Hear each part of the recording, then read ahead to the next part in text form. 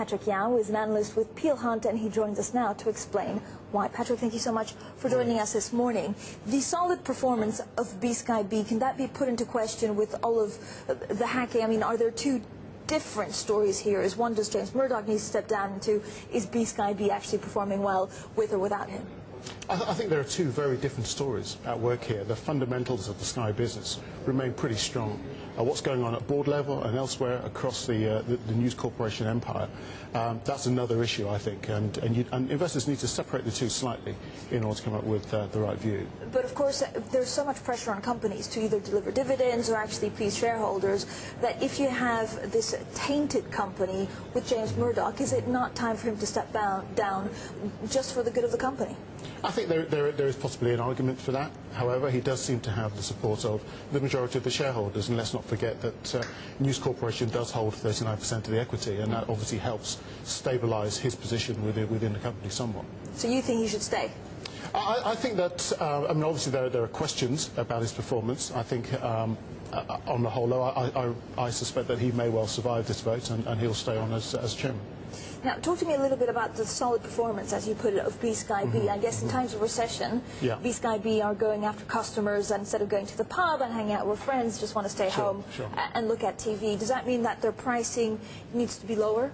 I think if you look at the last set of results, you'll see that they held pricing to where it was, I think reflecting the concerns on the high street amongst consumers. It's a very defensive play, which we like.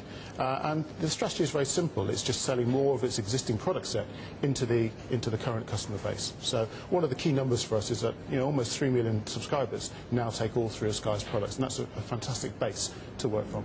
And so is this the kind of company that actually thrives in recession time?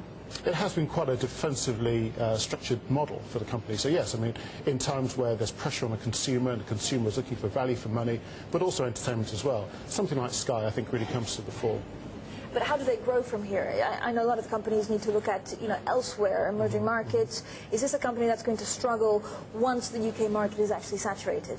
I suspect not. They've been making investments on two fronts. One is on the content side, to continue to drive subscribers into their business. So we've seen the launch of the Formula One channel, for example, and Sky Atlantic recently. And on the other, there's the technology side, where they've launched a product called Sky Go, enabling subscribers to access their content on whatever or a number of different devices around home. Now, Patrick, you're a media analyst. Talk me through the industry as a whole, because of course it has very different fortunes depending on where you're sitting on the media block. Someone like Sky probably taking advantage of the recession because people stay at home, but you also lose a lot of advertisers, because if you have to cut something, it's advertisement that goes straight away if you don't think it will boost your bottom line quite significantly. Absolutely. I think it's the consumer cyclicals which are the most sensitive in these sorts of times, obviously. When there's pressure on the consumer, there are pressure on advertisers. So, the consumer-facing broadcasters, for example, the newspaper groups and so on, look quite vulnerable in this sort of environment. However, on the other side, when you look at the professional markets, professional publishing, for example, we see a lot of resilience and a lot of strength, particularly those with access to emerging markets around the world. Is emerging markets still the key also in the media? You have to have either a foot in the door, or you have to be looking at emerging markets, because it's not going to grow in Europe, is it? I certainly think it helps to have some sort of emerging markets exposure.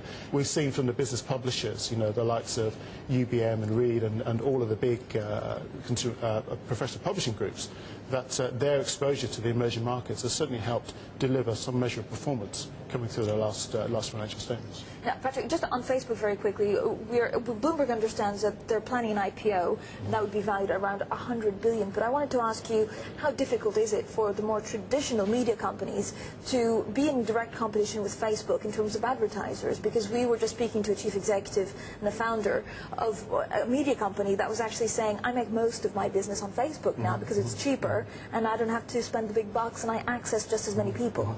I don't necessarily think it's a competitive threat. I think Facebook and a lot of traditional media companies work together in order to access each other's audiences. So I think it's more a case of, can you find a mechanism to enable traditional media companies to work together with the new social networks in order to benefit both sets of companies. But amongst the stocks that you watch, for example, are there any ones where you say they're missing the mark on social media, be it Facebook, being Twitter, and so they're a bit more old school, and that's going to penalise them in the future? Yeah, I think a lot of the traditional media owners have struggled to get to grips with something like Facebook, but they're working very hard to catch up. And I think that if the right partnerships can be struck, they'll get there in the end. All right, they'll get there in the end. Patrick, thank you. Patrick Yao there, media analyst with Peel Hunt.